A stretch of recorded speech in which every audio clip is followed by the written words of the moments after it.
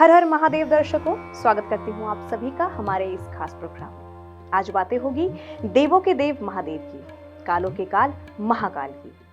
दोस्तों, सनातन धर्म में महाशिवरात्रि सबसे विशेष पर्व के रूप में मनाया जाता है। हिंदू पंचांग के अनुसार फाल्गुन मास की कृष्ण पक्ष की चतुर्दशी तिथि को महाशिवरात्रि का पावन पर्व मनाया जाता है। पौराणिक मान्यताओं के अनुसार आज ही के दिन यानी कि महाशिवरात्रि के दिन भगवान शिव और माता पार्वती का विवाह हुआ था। और कुछ पौराणिक मान्यताओं के अनुसार फाल्गुन मास की चतुर्दशी तिथि की रात्रि में ही भगवान शिव का लिंग स्वरूप में प्राकट्य हुआ था।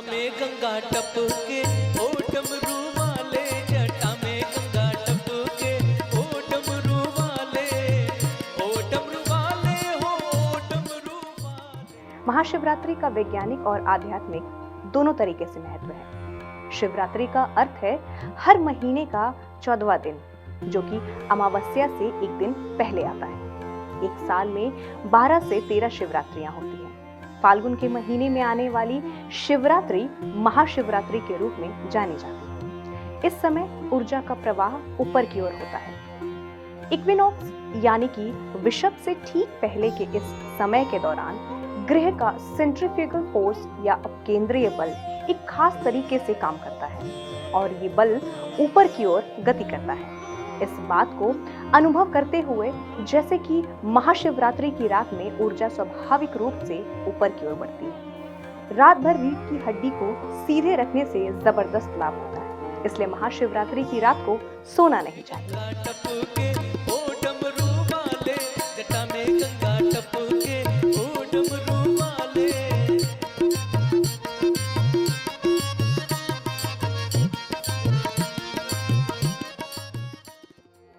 इस बार महाशिवरात्रि पर 30 साल बाद एक बड़ा ही दुर्लभ संयोग बन रहा है। फाल्गुन माह के कृष्ण पक्ष की चतुर्दशी तिथि 18 फरवरी 2023 की रात 8:02 पर शुरू हो रही है और अगले दिन 19 फरवरी 2023 को शाम 4:18 पर समाप्त होगी। इस साल महाशिवरात्रि के दिन ही शनि प्रदोष व्रत भी है। शनि प्रदोष व्रत पुत्र प्राप्ति के लिए किया जाता है। साथ ही इस दिन वाशी योग, सुनफा योग, शंख योग और शाम 5:41 के बाद सर्वार्थ सिद्धि योग का संयोग बन रहा है। इन शुभ योगों में किए गए पूजा पाठ और कार्यों का कई गुना अधिक फल मिलता है। इस बार महाशिवरात्रि पर शनिदेव अपनी मूल त्रिकोण राशि कुंभ में विराजमान रहेंगे। साथ ही सूर्य देव अपने पुत्र एवं शत्रु शनि की राशि कुंभ में चंद्रमा के साथ विराजित रहेंगे। ग्रहों की यह स्थिति इस बार त्रिग्रही योग का निर्माण कर रही है। ग्रहों की यह दुर्लभ स्थिति खास लाभकारी होगी। इस दौरान शनिदेव के अपने प्रिय राशि कुंभ में अस्त होने से करियर और आर्थिक मामलों की दृष्टि से यह स्थिति बहुत ही बेहतर होगी। ऐसे में महाशिवरात्रि का व्रत रखने से, शिव जी की पूजा करने से शनि के सभी दोष दूर होंगे और हर मनोकामना पूरी होगी।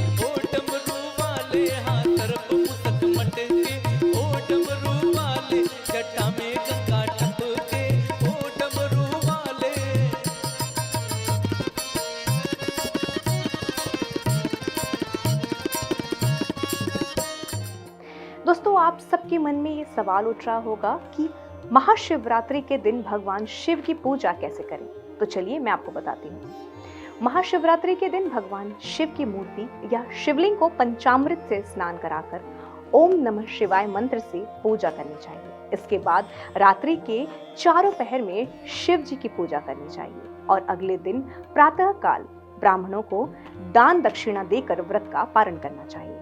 पौराणिक मान्यता है कि इस पावन पर्व पर भगवान शिव और माता पार्वती का विवाह हुआ था और भोलेनाथ ने वैराग्य जीवन त्याग कर गृहस्थ जीवन अपनाया था।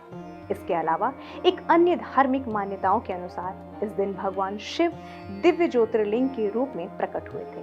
भगवान शिव की पूजा उपासना 4 पहर में करने की मान्यता है कि 4 पहर की पूजा करने से व्यक्ति जीवन के सभी पापों से मुक्त हो जाता है। धर्म, अर्थ, काम और मोक्ष की प्राप्ति होती है। 4 पहर की पूजा संध्या काल यानी प्रदोष वेला से शुरू होकर अगले दिन ब्रह्म मुहूर्त तक की जाती है। पहले पहर में दूध से शिव के ईशान स्वरूप को, दूसरे पहर में दही से अधीर स्वरूप को, तीसरे पहर में घी से वागदेव रूप को और चौथे पहर में शहद से सद्योजात स्वरूप को अभिषेक कर पूजन करें। महाशिवरात्रि की रात महासिद्धिदायिनी है, इसलिए इस महाशिवरात्रि में की गई पूजा अर्चना विशेष पुण्य प्रदान करती है। अगर कोई शिव भक्त 4 बार पूजन और अभिषेक न कर सके तो पहले पहर में 1 बार ही पूजन कर ले तो भी उसको कष्टों से मुक्ति मिलती है।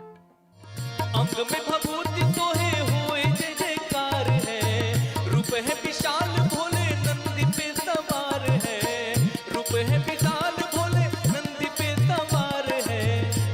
भुजंग अंग लपटे, भुजंग अंग लपटे, ओ डमरू वाले, भुजंग अंग लपटे, ओ डमरू वाले, जटा में गंगा। अगर आप भगवान शिव को ध्यान से देखें तो आपको बड़े अद्भुत चीजों की अनुभूति होगी जो आपने देखी तो है लेकिन कभी ध्यान नहीं दिया होगा। कहते हैं भगवान शिव की जटाओं में माँ गंगा का निवास है। जटाओं में है जल और ललाट पर है तीसरी आंख जिसे खोलते ही निकलता है आग। ध्यान से देखें तो सिर पर चंद्रदेव विराजमान है। कहते हैं चंद्रमा में आपको मिलेगा अमृत और कंठ में उन्होंने विष धारण किया हुआ है, तो अमृत भी है और आपस में एक दूसरे को मारने वाली चीजें भी साथ है। भगवान शिव के सवारी है नंदी, तो वहीं आदि शक्ति के सिंह है और इन सबको साथ लेकर चलते हैं भगवान शिव। लेकिन कभी भी भगवान शिव को आपने चिंतित नहीं देखा होगा।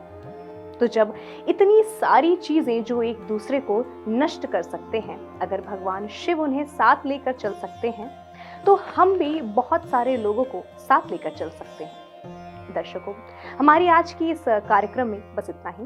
उम्मीद करती हूँ कि ये जानकारी आप लोगों को काफी पसंद आई होगी और आप लोगों के लिए काफी फायदेमंद साबित होगी। खुश रहिए, स्वस्थ रहिए। हर हर महादेव।